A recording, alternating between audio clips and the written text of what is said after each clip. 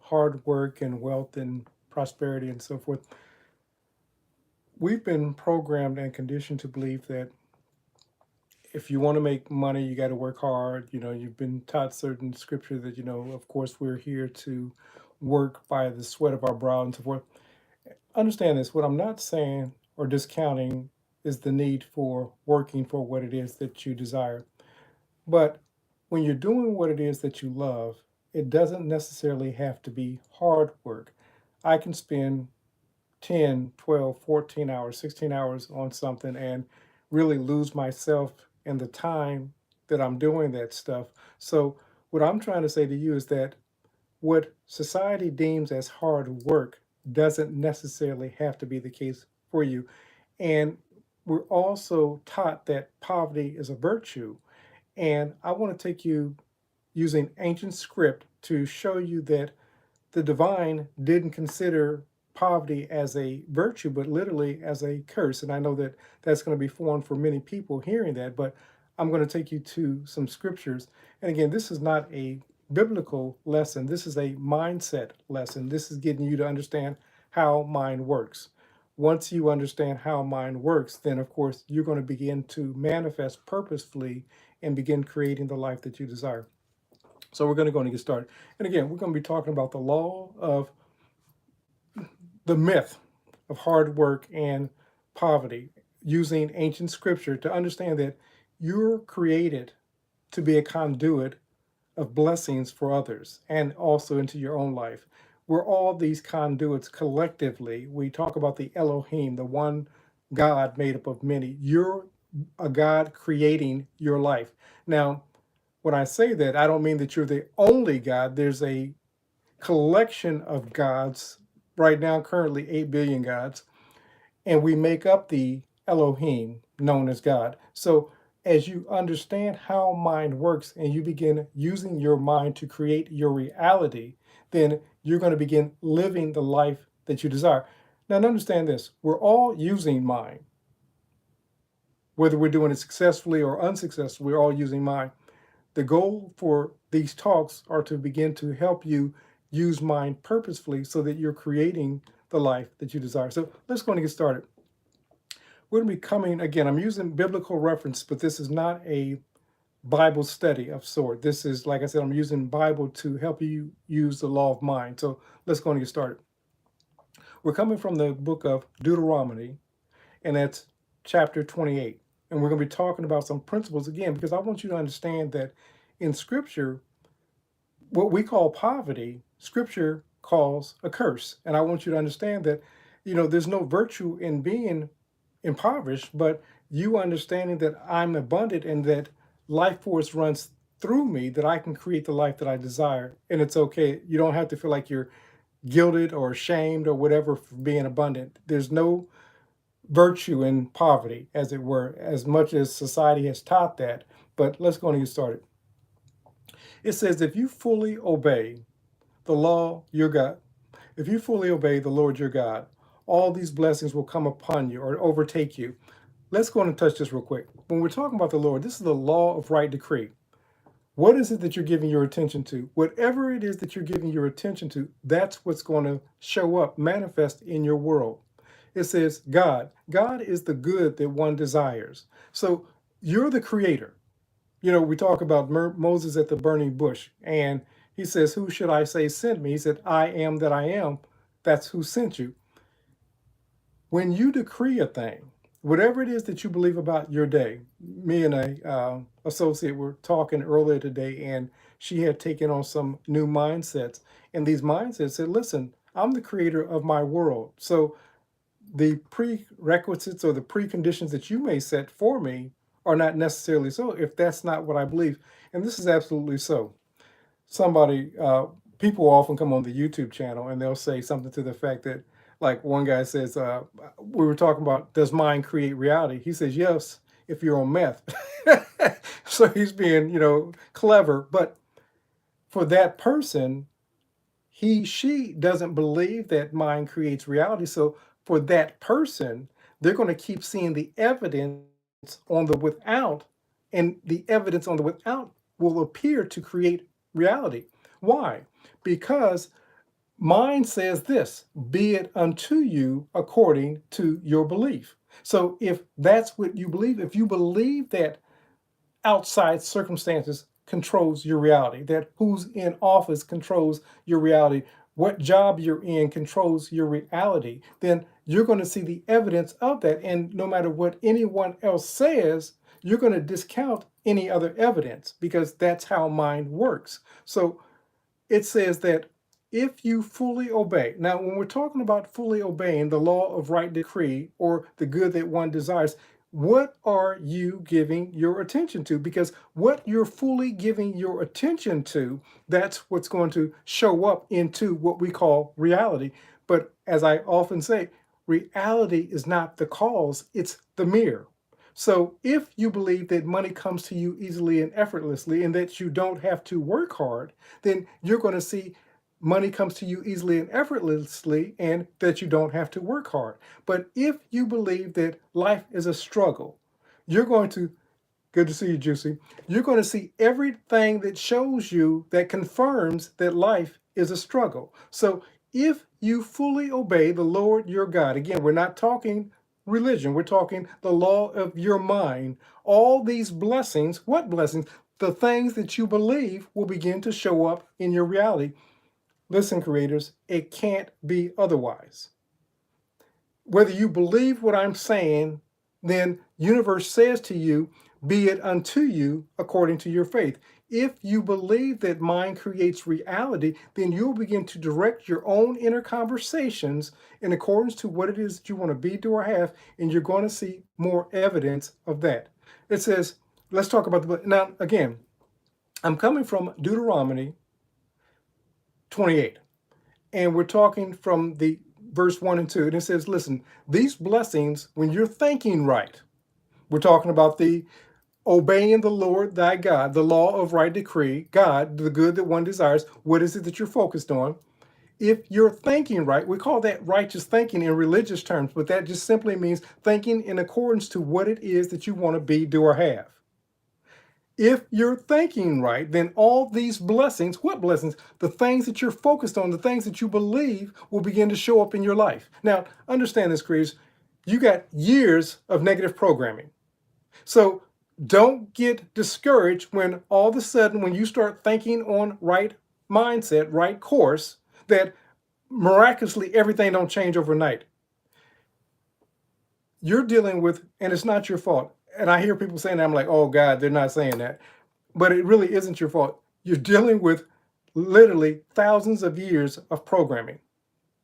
And the programming is set by those who are in power. I know this sounds like it's conspiracy theory, but it's true. They want you to think that life is a struggle. They want you to think that making money is hard. They want you to think that you're operating from a place of lack, loss, and limitation, operating from a place of disease, operating from a place of not enough. Because if you think that, then that's what's going to continuously show up in your world. Listen, government, religious, science, all understand that thoughts create reality. The only people that don't get it pretty much are the masses and those who are up under those religious systems to keep you stuck in those religious systems. They're not trying to liberate you. They're trying to control you. My goal is not to control you, but for you to think for yourself. And as you think, you have, you do, you be. That's how it works. So let's learn how to think so that we can have, do, and be what it is that we want to have, do, and be manifested, show up in our reality. So we're going to get into this. So the first thing that we're talking about is if you fully obey what it is that you're giving your attention to, that's what you're obeying.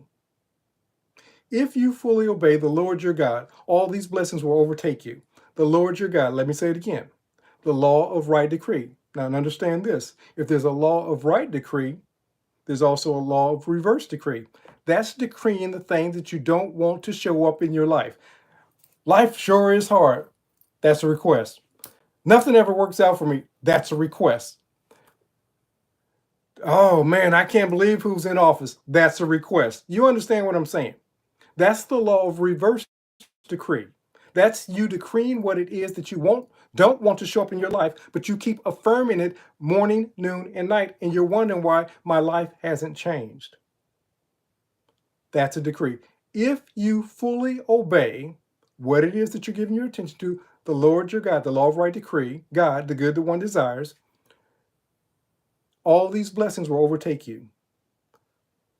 It says, when you align your thoughts with truth, blessings will chase you down. We talk about it in many talks, and it says that to him who has, to her who has, more shall be given. It's holding that in consciousness. Guys, I got to get you to get this. If I sound repetitive, bear with me. I just really want you to get what it is that I'm saying, because for somebody, it's going to click, and you're going to say, oh, it's going to click. What you fully give your attention to, that's what you're obeying. That's what you're worshiping. Now, many people think that we're worshiping on Sunday when we're bowed down on our knees and we're praying to a God up in the sky. But what you're giving your attention to, whatever it is, that's your point of worship, especially when you begin to believe that thing to be true or that thing to be in control of your destiny. Okay, let's move forward. So the next principle, it says, the Lord will make you head and not the tail. A people that understand this more than anyone else, because of course they purchased this ideology, are the Jewish people. Many of us say, you know, those people in power, those people that got money. What you're saying at that moment is that those people are the head and that you're the tail.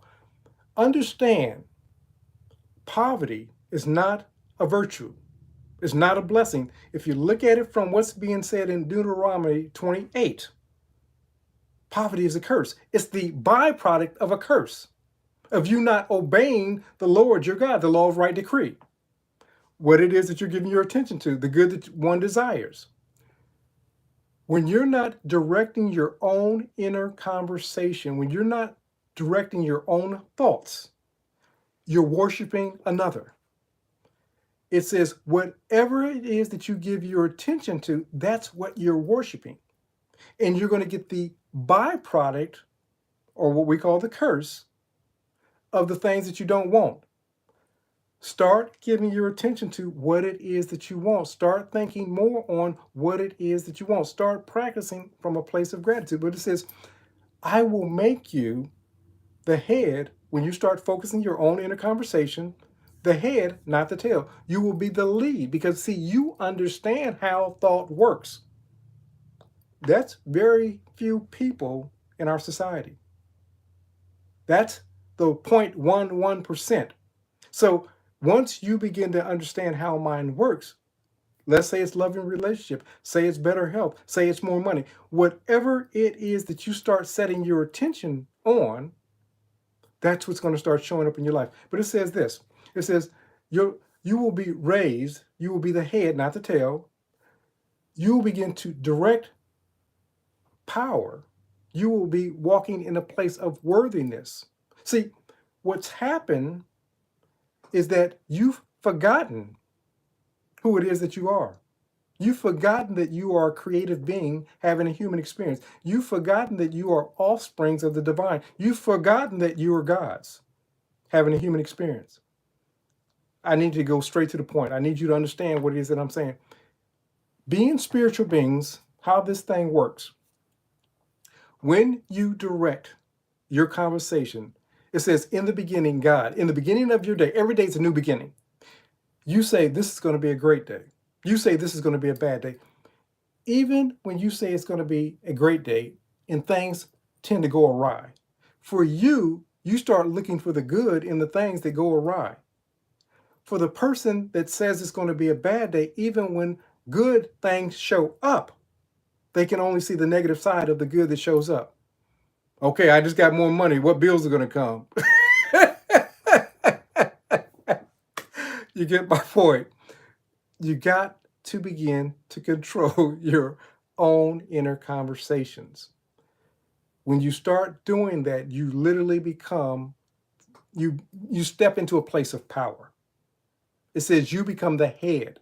You begin to direct what's happening in the world, what's happening in your world. You begin to determine how life shows up. But until that time comes where you begin to understand that thoughts create reality, it's going to always appear something outside of yourself has the power. Let's move forward. The third thing that it says in Deuteronomy 28:4, it says that blessings shall overtake you. They shall fill the womb. Understand the womb is the imagination. Now, when we think about it from an offspring, we talk about the womb of the woman giving birth, or the womb of the animal or the insect, whatever that species is that's giving birth. But your womb is your imagination. We're told that, test me in these things. Listen, don't take this because Coach DiCarlo is saying it's some madman is saying it with some dark glasses and a dark shirt on. Test these things and see if they're not true. Watch what it is that you're giving your attention to most often, and then look at your world and see what continuously shows up. And like I said, this is not something that you can do haphazardly. Many people, we talk about a state akin to sleep. Neville Goddard.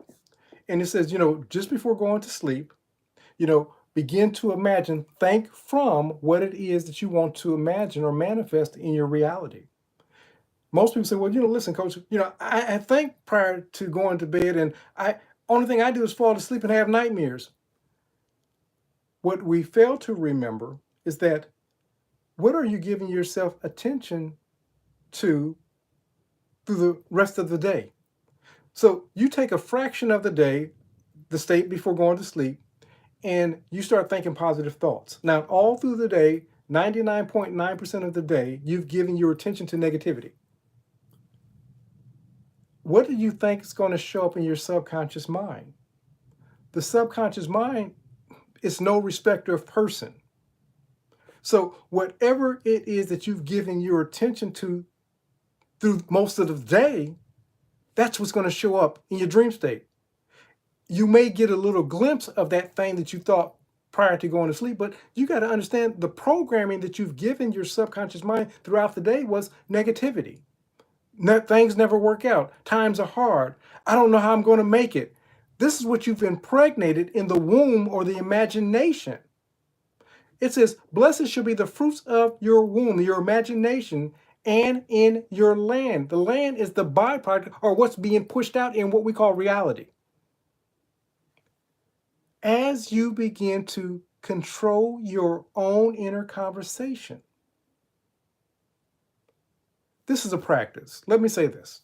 This is a practice. This is not something that you do one time and all of a sudden, I got it and I don't have to do it anymore. Everything that you have in your life up until this moment are the predominant thoughts that you've thought up until this moment. Nothing changes. You're just changing the trajectory of your thinking. You're repurposing your thoughts to bigger, better, more. Who it is that you want to be, do, or have. There's things that I want and I know that are going to show up in my life. But you know how I do that? I live as if those things are already currently my reality. I'm excited. I'm basking in the thoughts. I'm having conversations. These things, it's not a matter of when, it's now. And it can only happen now. You have to hold in imagination. Mr. Lindo and Neville both say this. We're always thinking ahead of the evidence. What does that mean? It simply means this, that whatever you're thinking at this moment is not propelled into the past. It's projected into your future. So if you're not liking what you have currently in your reality, start thinking, start imagining, start living from, start acting as if, start pretending, start make-believing, start fantasizing that that's your current reality. It's a struggle, Juicy, because we're not consistently, persistently practicing it. The more you consistently, persistently practice it, it's going to get easier. But it can't be something that we do haphazardly. And that's what most of us do. We learn these principles, we learn these tools, But understand this, you're practicing these tools 24/7. What I'm asking you to do is to be more mindful of what it is that you're giving your attention. You're giving your attention to something. It says that we think anywhere from 70, 80, 90,000 thoughts a day, depending upon who you are. Often those thoughts are repetitive. And often those thoughts are negative or on what it is that we don't want. Scripture calls that asking amiss, praying for what it is that you don't want, not what it is that you do want. You say, well, how do I pray for what I do want? It's simply this. You start imagining. You got to understand this. This is important. When you imagine, you're communicating to subconscious mind the way that subconscious mind receives information. The way that subconscious mind receives information, primarily, it does the affirmation, those are great, you know, but it works primarily in imaging. So those movies that you're playing that it never works out, that's a request. The movies that you're playing that, oh, I just know something's bad's going to happen, that's a request. Whatever, simple, give you something that's not so negative. You decide that you want something from the store. You decide what you want from the store. We have a whiteboard, so we put on the whiteboard what's needed. So I'll take a picture with my smartphone with on the whiteboard, and I'll go to the store and I'll just pull the whiteboard. That's a great simulation.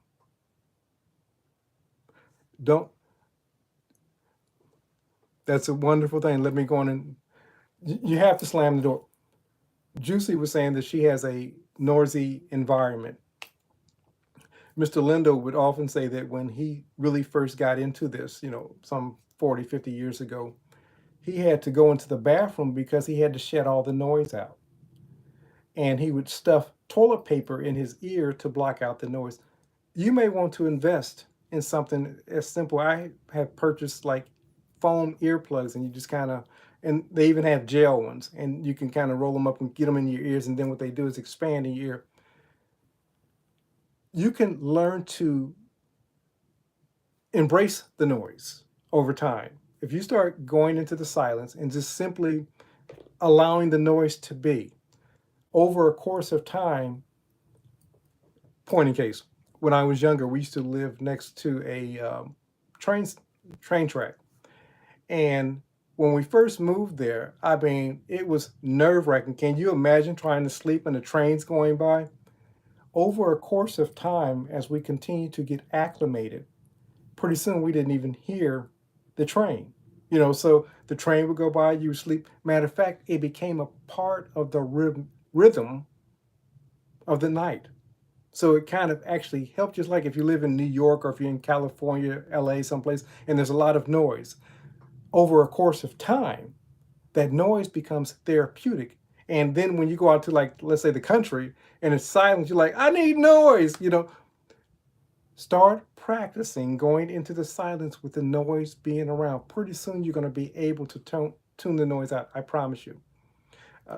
Another point in case, when I was in the Marine Corps, I had got on something called embassy duty. And while on embassy duty, my first duty station was in a place called Sana'a, Yemen. It was a hotspot, terrorist hotspot. And so I chose that one so that I could get a better duty station. You're welcome. Get a better duty station after.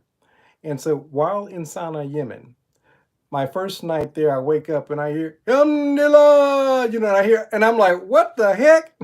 And so for the first few weeks, it took me some getting acclimated to it. But over a course of time, the loudspeakers and the prayer sessions would come on, and after a while, wouldn't even hear it. My whole point is, if you get accustomed to it, and let me say this about noise. When you're hearing the noise, don't let it stop with you. What do I mean? Sometimes the noise can be so overwhelming that it stops and it resonates with us and it hits us like a brick wall. Allow the noise to come, but allow it to pass through you. So you hear the noise, but you're not resisting the noise. You're not blocking, say, oh, I just hate this noise. The noise is there. I'm going to receive the noise, but the noise Noise is like wind, it's like air, it's like sunshine, it's like rain. It's there. My goal is not to change the noise, but not to give the noise any power over me and just let the noise be and allow it to flow right through you. You start practicing that, just allowing the noise to flow right through you. Pretty soon, it won't even bother you. You will notice the noise, but it won't move you and stop you from focusing and directing your own inner conversation. Try that and just let me know how that works next time we have a talk. So let me move forward so we can get some other things covered here. So speaking of noise, it says that the Lord will cause your enemies to be defeated before you. Sometimes that noise is that enemy, but let's get to what the enemy is. The enemy, when we're not aware, is the inner me. Let me say that again. The enemy, when we're not aware, is often the inner me. Mr. Linder will often quote Pogo, and he says, I have found the enemy, and it is I. Often our enemy isn't something on the without. Often it's our own inner conversations about what we believe about the people without. When we begin to change our beliefs about the people on the without, all of a sudden we hold a different energy and they no longer have resonance or power in our lives because it says that the prince of this world has tested me and it has nothing on me. Once you understand that people only have the power that I give them by way of my thoughts, once I take that power away, then I'm empowered and they're powerless over me. It says this, be ye transformed by the renewing of your mind. The blessing is this, the old patterns, the subconscious old patterns begin to fall away, but they can only happen when you start directing your own inner conversation and giving it a new pattern, a new belief system, a new frequency. The curse is when we believe that the without is the cause, and we begin to hold on old self-defeating belief systems. As long as we're believing that the enemy is without and not my belief about the without will hold the power. But the law of right decree, what it is that we're decreeing morning and night, we call that the Lord, causes your enemies, the inner me, to be defeated before you. Pretty soon you start thinking in accordance to what it is that you want to be to have. Do we slip back occasionally? Absolutely. We just don't stay there. We get to the place and say, okay, if this situation is going to change, it's going to require that I change my thinking about the situation. It doesn't mean that the situation isn't. It's just that I'm not going to give it power over me to be. Let's move forward. The fifth thing it talks about is the Lord, the law of right decree, will command blessings in your storehouse, an overflow of blessings. Once you start operating from a mind of gratitude and expectancy, when you start expecting your good as opposed to the error to show up in your life, when that becomes, there was a gentleman by the name of W. Clement Stones. He was an insurance mogul of the early 1900s to the later 1900s. It's amazing that we're talking the 1900s and like we're in 20th century now. It's amazing, it just sounds so old when you think about it. But he had this mindset, W. Clement Stones had this mindset, and it was this. He coined the thing called a positive mental attitude, but his mindset was all things were conspiring for his good, no matter what the situation. And this is how, in studying people like Rockefeller and Andrew Carnegie and so forth, Henry Ford, they believe that things were just going to work out, no matter what the appearance said. If these multi-millionaire billionaires can believe that things are going to work out and they get results and they don't really want you to understand the power of your thoughts, maybe there's something to this thing called your thoughts.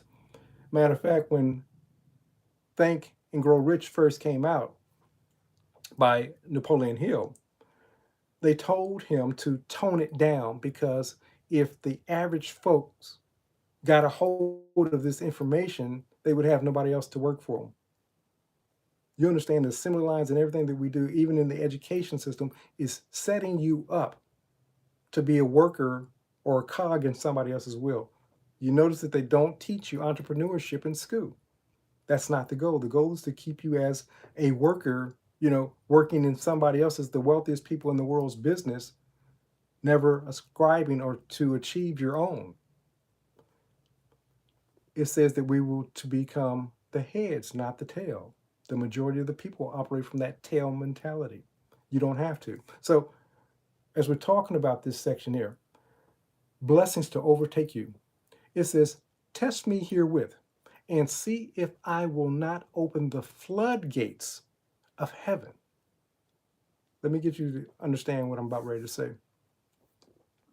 Know you not that the kingdom of God is within you. Your mind is the floodgates. So when it says that, test me herewith, test the principles that I'm telling you. Don't believe this stuff because I'm telling you. Go back and listen to it and test the principles in your life. Test you thinking right in your life and seeing the benefit of you thinking right in your life and focusing and directing your own inner conversation. You're doing this stuff anyway. But it says, test me herewith, test these principles herewith, and see if the divine within you, your own inner conversation, will not begin to open up the floodgates of heaven. This means the ideals, the concepts, the precepts. You'll start thinking differently. And because you start thinking differently, you're going to start getting differently. You're going to start expecting differently. You're going to start receiving differently. The only thing that separates us from anybody like a Bill Gates, Warren Buffett, Elon Musk, like him, hating, whatever, is our thinking when it comes to money. Same thing with somebody operating from a place of health. The only thing that separates us from that person that's operating from a place of health is our thinking. You say, well, no, we got biology, we got... The only thing, what we have is ongoing biology, ongoing concepts, precepts that have been passed down from generation to generation to generation. What if a mother, let's say dealing with diabetes, for example, she starts telling her children, diabetes doesn't run in our family. And they start practicing the habits of people that don't operate from a place of diabetes. Then, good to see you, sis. And they start operating from a place of not having diabetes. All of a sudden, what you're going to start seeing is a new generation of children being brought up, eating differently, living differently, thinking differently, and not having diabetes. Poverty, the curse, has been passed down from generation to generation, and we say this is just how it is for us. This is, my family and so forth. Somebody has to break the cycle. Why not you?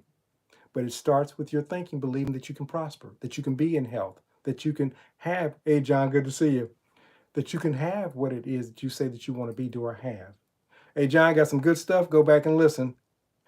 So as you begin to operate from a place of better health, loving relationships, more money, when you begin to clothe yourself in that persona, it can't not show up in your reality. It's impossible not to. Now, creators, understand this. Just because it doesn't show up the next day doesn't mean that it's not happening.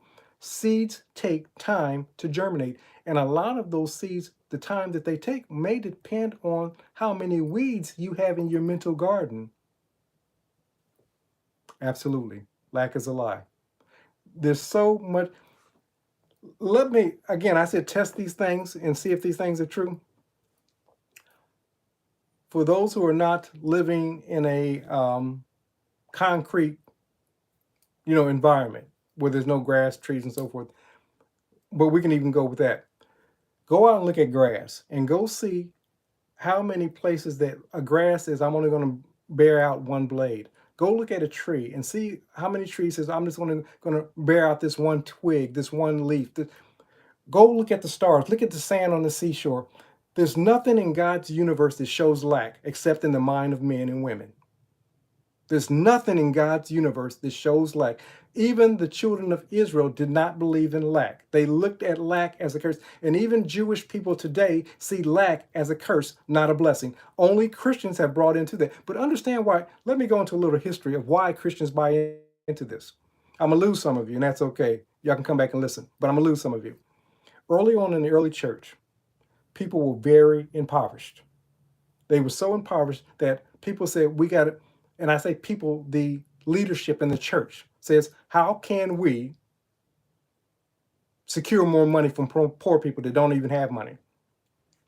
So they created ideologies such as purgatory, hell, penance, and they promised poor people that they would get theirs in the hereafter. And this is why so many Christians will say, well, I'm just going to wait till I get to heaven. Money is not needed in heaven. Let me repeat that. Money, gold, silver is not needed in heaven. Again, I know I was going to lose some of you. That's okay. Money is for now, but money is an exchange. It's two or more spiritual beings. Money is a representation of life force. So when I have something that you want, and you have something that you want to exchange for what it is that I want, we use this currency called money as a medium of exchange between two or more spiritual beings. So money in its essence is spiritual. We've demonized, let me clarify that, the clergy, purposely, the government, those who are in leadership, the school system, all in cahoots, has demonized money so that you would want less of it and you would stay a cog in their system. It's a ploy to keep you stuck in the matrix. Money is not everything, but money gives you access to health, to a better place to stay, to travel, to experience the more abundant life, the things that God has in this wonderful thing called Earth, or even in the universe. Now we can space travel. Money gives you access that poor people don't have. That's the big difference. Better food, better access to health care, better access to leaving a legacy. But they don't want you to have that. They want you to operate and continue to operate from a place of struggle. This ideology has been going on for thousands of years. It's not even something new. But you've been so preconditioned to it that what I'm even saying to you sounds like nonsense, blasphemy, heresy, because we've brought into the program. But believe me, it's just that. It's a program. When you change the program and you say that I can be abundant, that I can be prosperous, that I can get paid for doing work that's not hard, not difficult.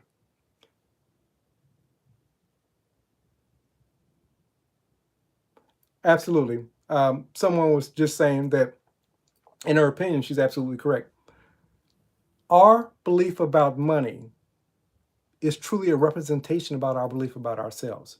If we don't believe that we're worthy, then of course we don't believe that we're worthy of having this thing called money or this currency of exchange so that we can travel, be, do, or have what God's called us to be, do, or have.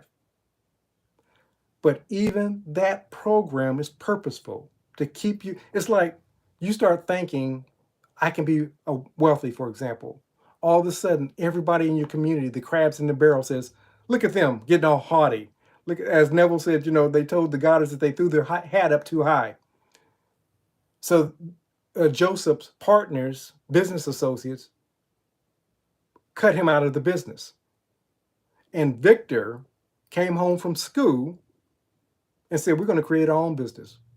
And he saw a multi-million-dollar business. Now, people that say, well, Neville didn't really believe in money. Neville's family today is worth $1 billion. Y'all can say what y'all want about Neville. Neville often reached out to the person that he said he didn't believe in money about, Victor, often to secure his own income. Neville was worth millions of dollars by the time that he died. It's easy not to believe in money when you have it. It's easy not to believe in money when you have it and when you have access to it. It's easy to say money's evil when you got access to it. It's easy to say that money don't matter when you have access to it. But need money for surgery, need money for transportation so you can get to your job, need money for childcare and don't have it. And see how important money is then. Money gives you access. Understand, it's not magical, it's not something you're supposed to, it's a tool. It gives you access to who it is that you're supposed to be or have anyway. And those who have it want to keep you in ignorance to make sure you don't get it. Start seeing yourself as being worthy and begin seeing in yourself, what do I have that I can offer the world of value? And let me speak to this real quick. I think I'm going to have to go and do this on several, so we may come back to this next week because I don't want to rush this. But see this. Begin seeing yourself as a value.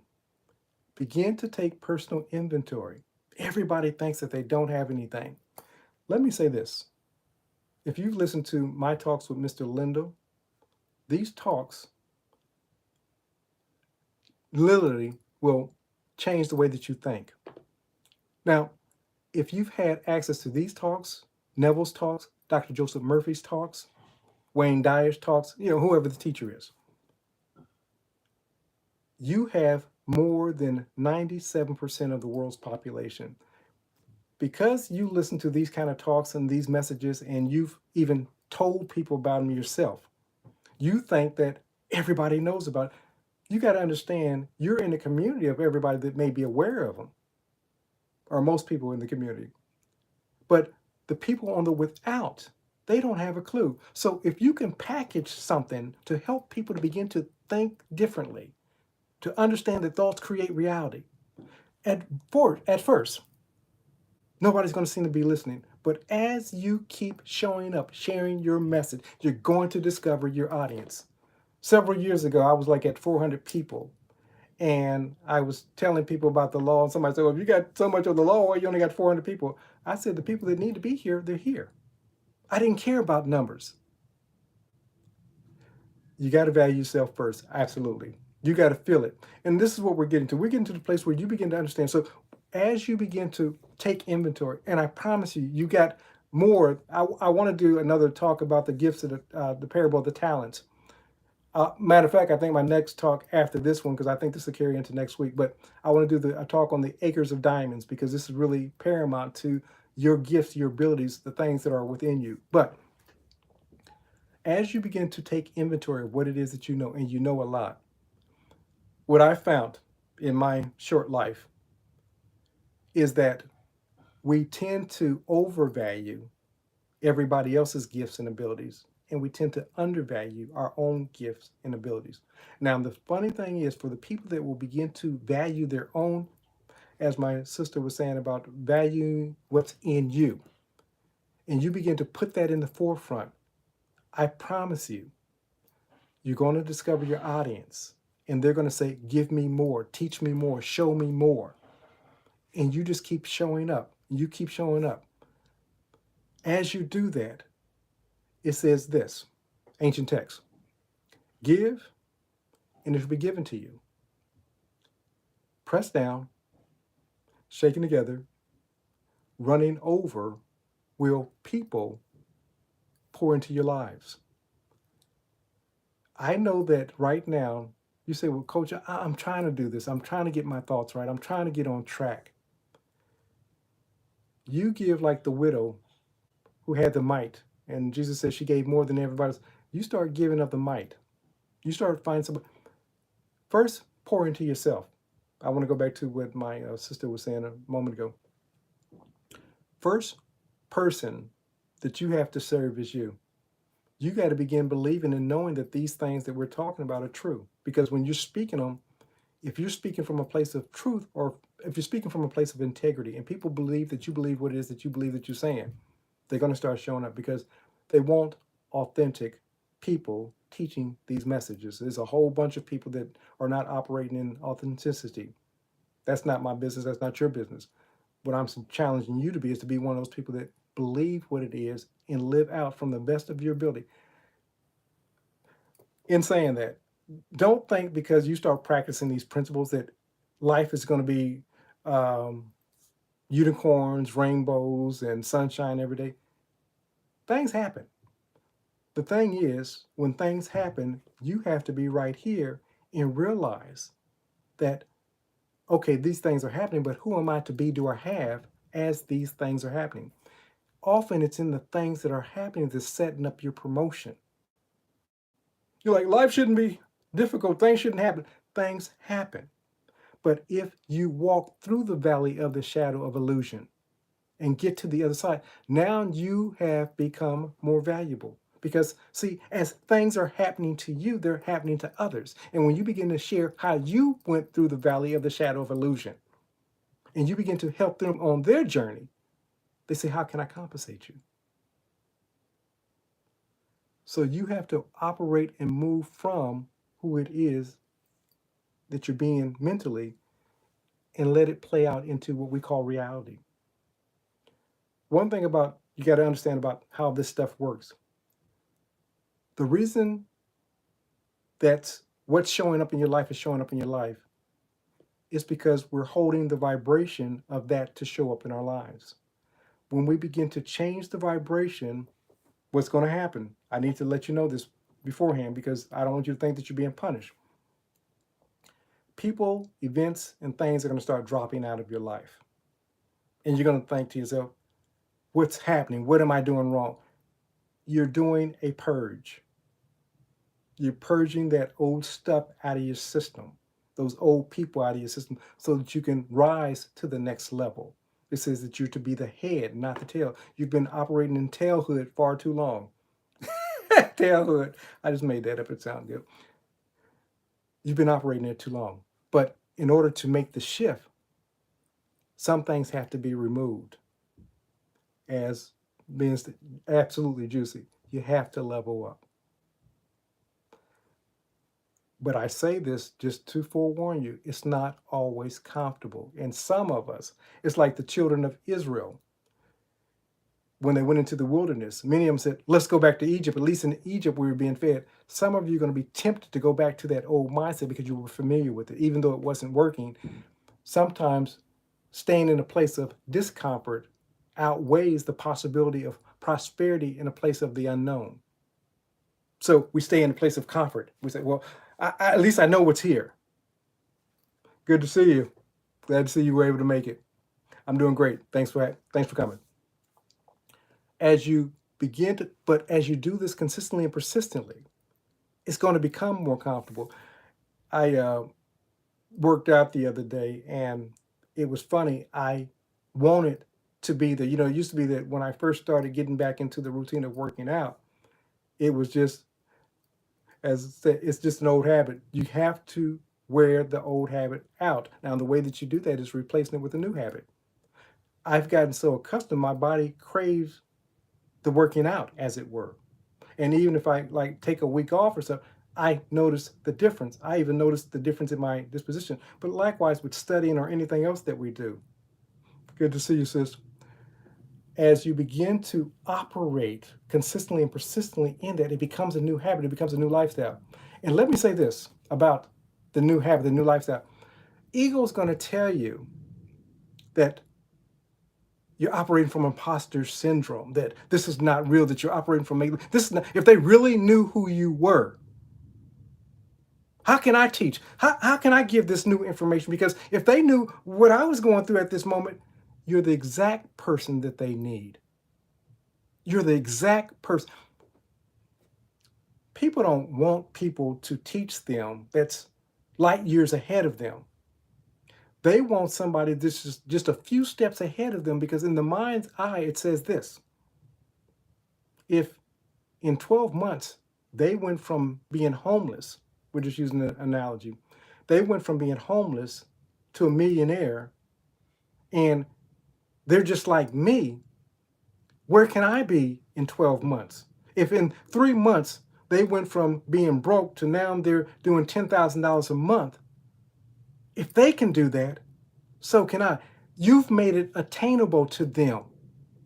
The person that's got everything going, nobody can relate to them. Matter of fact, it's easy to write off. Well, shoot, they got everything going on. They have every advantage. I can't follow them. So now we've given them an excuse. But you don't give them an excuse, because You've come from where they've come from and you've excelled. Even if you're excelling, it's just a change of mind. You're thinking differently. You used to be stressed out about everything. We take our victories for granted. Let me say that again.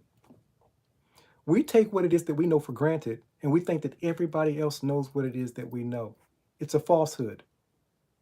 Even if they know it, they're not living it, and they need somebody to who has lived it, who has experienced it, and come out on the other side, and all of a sudden they're not frustrated anymore. They're not always operating at a level 10 when the situation calls for them to be at a 1 or a 2, because they've learned to control their anger, as it were. You have so many things that you've discovered, that you've learned from, and people are looking for your answers, but you're holding it to you're keeping it close to the chest, and you're keeping it in the name of humility that I don't know anything. If they knew who I was, what I've been through, the mistakes that I've made, if they only knew who I was, that I was drinking and on alcohol, just 3 months ago, but I broke the habit and I've come through on the other side. If they only knew who I was, they wouldn't believe what it is that I have to say. That's ego speaking.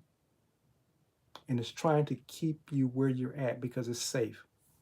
And you're welcome. Hola, you're welcome. Don't believe the lie. Public Enemy had years. Don't believe the hype. Don't believe the lie. It's a lie. People are waiting for your message. They're waiting for your answers. They're waiting for what it is that you know. And you're keeping it to yourself. It's probably one of the most selfish things that you can do right now. Especially now. People need what it is that you have to say. But you're not showing up. Okay, we're going to see if we can cover one more point. And like I said, I'll carry the next into next week. Y'all see I'm getting emotional about this stuff because I'm really sincere and I really want you to get what it is that I'm saying to you. Okay. Okay, so the law of right decree, law of abundance, law of prosperity. It says that all people will see that you are called by the name of the Lord. I said again, I said the name of the Lord, the law of right decree. But the other name of the Lord, you really trust, somebody asked the question, and it's relevant. The question is, how can we really trust the process? My question is, what do you have to lose in trusting the process? Everything that you've tried up until this moment has gotten you to where you are at this moment. Trusting the process, there's really nothing to lose and everything to gain. But I promise you this, whatever you are trusting, and let's say trusting, we'll say believing. Whatever you're believing at the moment is the byproduct of everything that's shown up into your life at this moment. Only thing I'm asking you to do is don't even trust the process. Trust what it is that you believe. And I'm only asking you to believe something differently. Believe that you can be prosperous. Believe that you can be in a loving relationship. Believe that you can be healthy. That's the process. And as somebody says, you trust it by understanding, but you understand it by doing it. See, most of us, especially like in the Neville Goddard comedians, Joseph Murphy comedians, we stay in our heads. But we don't, as Neville called it, live from the end. You got to test it. You got to test it. What happens as you test it, you're going to discover some things. My brother, I'll hold the next point. The I am is what we'll come back to Sunday. We'll come back to, because I don't want to skim over that, but I want to give you this story. My brother reached out to me this past week, and he had given me some things to do. He had given me some images and some stuff, and he made a request. And I'm thinking to myself, I don't know how to do what he's asking me to do. But like I did when I was in corporate America, making corporate America billions of dollars, I said to myself, I don't know the answer, but I'll find out. I'll discover what it is to do what it was that he needed me to do. I started doing some research, started checking on AI, started doing asking questions. Like it says, when Jesus went into the temple, they thought he was wise, not because of what he said, but what he asked. You start asking the right questions. What do I need to do to become healthier, loving relationship, multimillionaire? You start asking the questions, but you can't ask the questions and don't implement. You say, how can I trust the process? You trust the process by doing. You can say whatever it is that you believe. You can say whatever you believe. But as Mr. Lindo, my mentor, will often say, if you're not doing it, you don't believe it. If you say, well, how do I become a multimillionaire in digital products? Let's use that as, because that's one of the things I work with. And so you go through and chat says, well, chat or any AI says, well, start doing blank, blank, blank, start creating content, start doing blah, blah, blah. And you get all this list of start doing, but you never do. And then you say, well, this stuff doesn't work. Well, you don't know that it doesn't work because you haven't implemented it. And because you haven't implemented it, you really don't believe that it works. You may have a head knowledge that says, this is what I believe. But if you're not living it out, okay, let's go. Millionaire. If you're not living from a place of, and I'm not saying go get in debt. That's not what a millionaire believes. It means, okay, I'm going to start learning skill sets and tools that's going to allow me to become more valuable, as my sister said earlier. You start becoming more valuable to the marketplace is going to start looking at ways to compensate you. But you got to show up in the marketplace. You can't say, well, I've got all these skill sets. If nobody knows about it, somebody has to know what it is that you do. Somebody has to know what it is that you do. That comes by you showing up. Me and a sister had this conversation early on. The funny thing is, she kind of didn't believe it, but she's showing up. She's showing up because I see her on TikTok.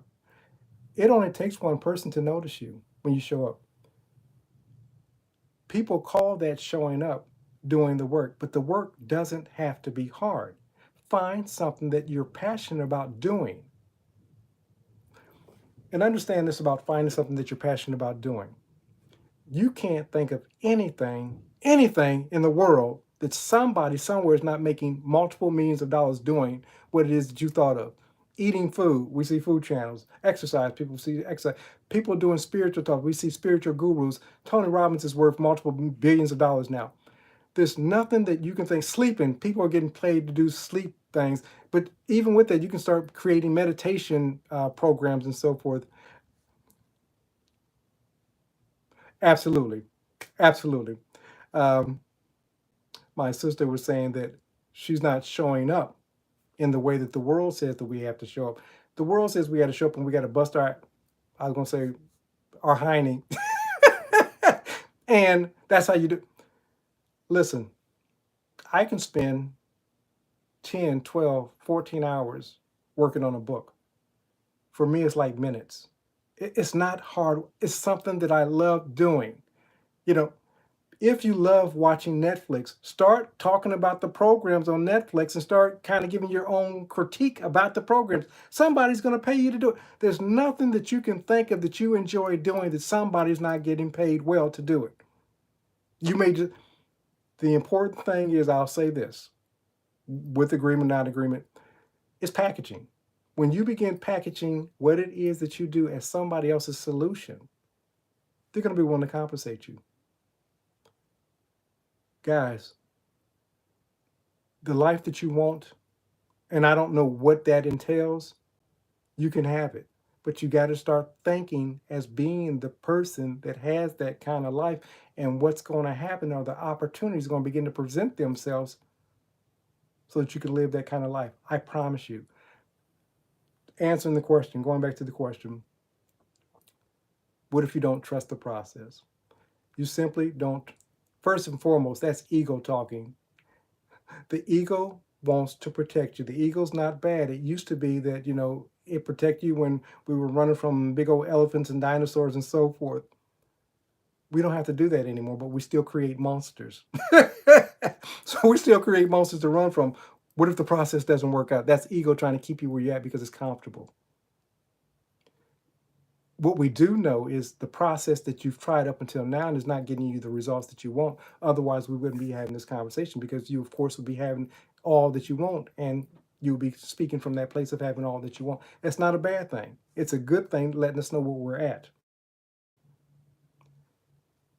You tried the process. You believe that the process is going to work for you. You believe that you're going to get results. You're going to start seeing the evidence of that. You can't not. And again, the process that we're talking about is as you think, you do, you have, you be. That's the process. We're not telling you to go out and try to, I'm not giving you gimmicks and things like that. Test it out. And another friend of mine popped up and said, you got to test it out. And I know that this person is speaking from experience because they have tested out. They are living it out. Guys, I'm not going to keep you. I'm on my hour mark. I'll cover the second half. Um, absolutely. Find that thing that you love. Start creating your life around it. Even if you got to work a job temporary, look at it and say, okay, what is it that I really love doing, and start doing it. And I'm speaking of another person online right now. We had a conversation recently. She could be working a full day, tired. But when she comes home and she turns on that camera and she shows up as her alter ego, it's on. And I can bounce back and forth off of TikTok, and at any given time, I can see that this person is showing up live. Why? Because she's doing what it is that she loves to do. Find out what you love to do. The people will show up. The money and everything else that you want on the other side of that will show up. It's just simply as you think, you are, you have, you do, you be. Guys, I love you, and we'll speak and cover the rest of this next week. Thanks for showing up, and have a great and prosperous weekend and week. Talk to you later.